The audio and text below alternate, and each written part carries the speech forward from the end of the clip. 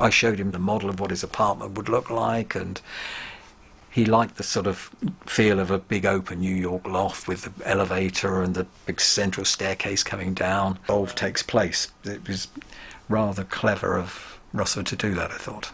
It was arranged by, again, a contribution by the art department, the art director, by making an aquarium of the sufficient size for us to be within the borders of it, and could make a movement through it, a rising movement.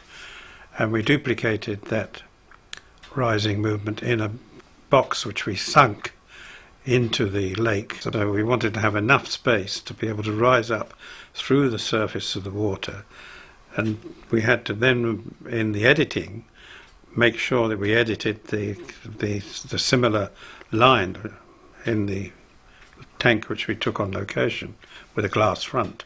So in one case we're outside the aquarium, and in the next case we were inside the aquarium looking out.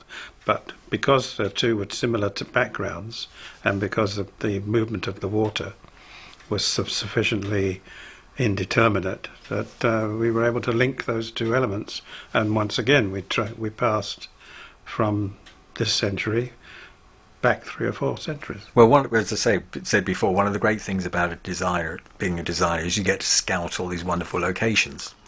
And in Highlander in particular, scouting up and down the west coast and the Highlands of Scotland was fantastic.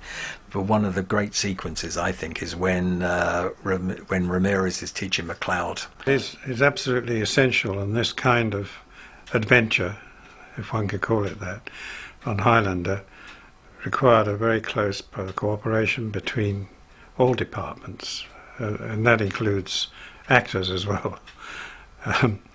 But we need really to be completely combined as far as achieving the visual effects.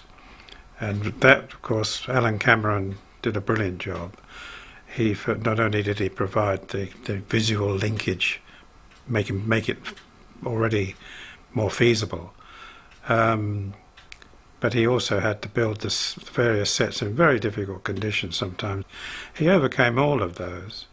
So, I have to say, it was all the work I did with him, a great deal of it was done before the picture started, because I would be able to go to see him and look at the drawings, so I'd know what I was coming up against as far as the physical limitations of the sets. He built the most magnificent, for example, on the Scottish mountain, he built Connor's home, which wasn't there. We built the castle in Glencoe near Ben Nevis, and that was quite tricky from the construction point of view, because when I scouted it with Tim Hutchinson, my art director, I remember the wind blowing and the rain pouring down, and we were actually clinging onto rocks so we didn't get blown over. And everyone thought we were mad to build it up there, but the aspect was so fantastic that it just had to be built there.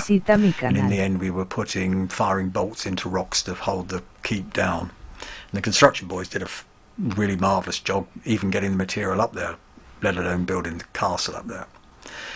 And then one of the interesting aspects from an art director's point of view is we see the keep complete, and then obviously after one of the battles it gets destroyed, and we see the finger of the stairs going up into the air, which the staircase falls away at the end of that.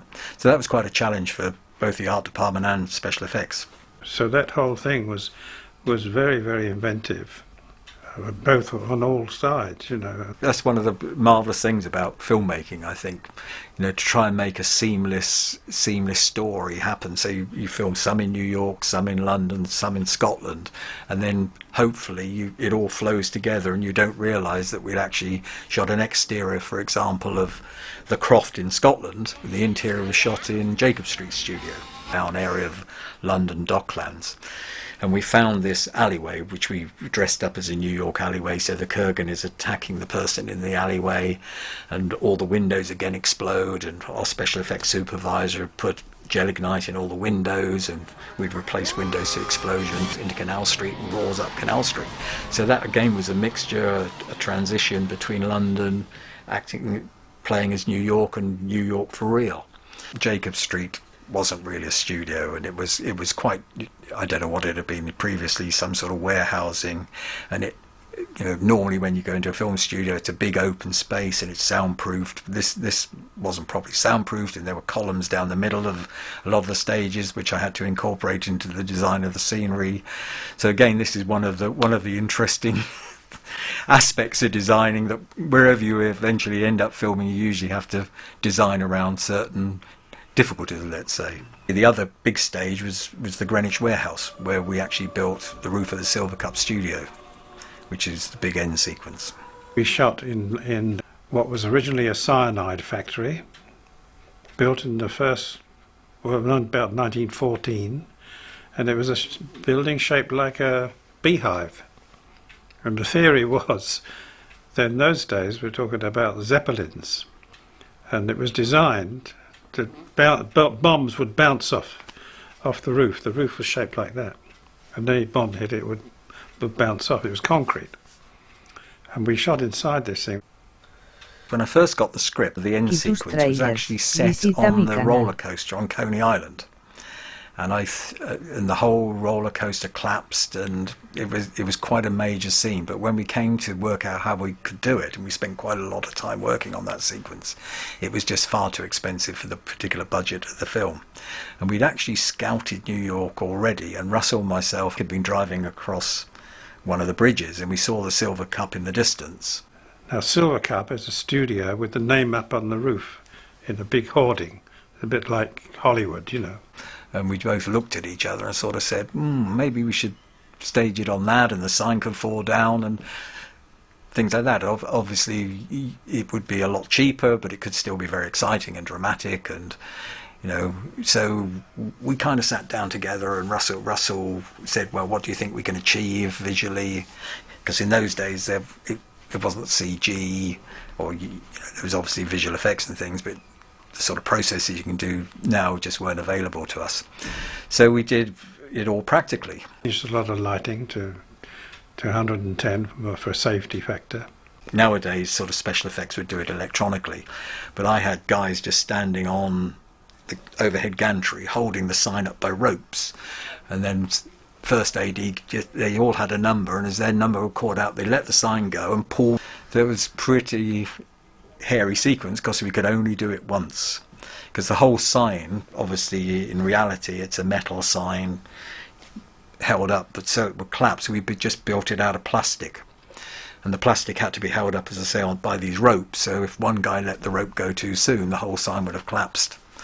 So when the numbers were being called out, it was in London Docklands, fairly deserted. I think then it's now a museum, but at that time they were empty warehouses, and we constructed we put the translight in first, big translight in New York, which is obviously backlit. It was a night scene, so that was reasonably easy to do. We had a photographer go to New York and take plate photographs of Manhattan, made it, I think it must have been about 100-foot by 30-foot translight, and in front of that I built another window which had panes of glass. I think they were probably about 2'6" by 2'6", looking like a big factory window that stretched right across the whole warehouse.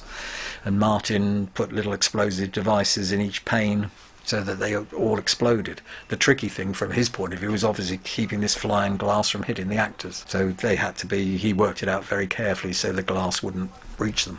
Luckily everything went very well, and the special effects in nearly all the scenes. There has been quite a change in technology. That's been driven by research and by development and by the improvement in technology, film, digital, the ability to be able to manipulate the image, which couldn't be done earlier, and yet of course they still tackled the subject matter. I don't like this modern technology domination so much, because there's no inventiveness, you know, and the audiences have come to sort of blasé, really. They expect an enormous number of impossible vision, and they are all impossible, but they're all there. You see them happening, you know. There isn't anything you can't do. So that makes it, to me, less interesting. There is no sort of classical filmmaking. It's all surrounding this technologically driven concepts of visual excitement, and it makes for what I see as being a chaotic and much less meaningful. And it's rather like like a pop video, you know. And of course, all that's arrived from advertising, all the elements of which people dare to do. Going back to Highlander, one can say what Russell Mulcahy wanted to do was right for that time. It hadn't existed before, but he did it and got away with it, and it worked as a way of making a movie. But you can't make every movie like that. I can remember years later I was doing a commercial down in Devon, and I went down like the advanced party, and I'm sitting in this pub eating a meal, just a pub meal in the evening, and sort of vaguely listening to conversations in the background, and I suddenly heard these kids role-playing from Highlander.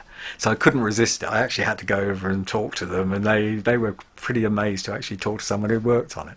So that was pretty fun, and it's strangely enduring films. People still remember it as a film that they really enjoyed. Even 20 years on, people still talk about it.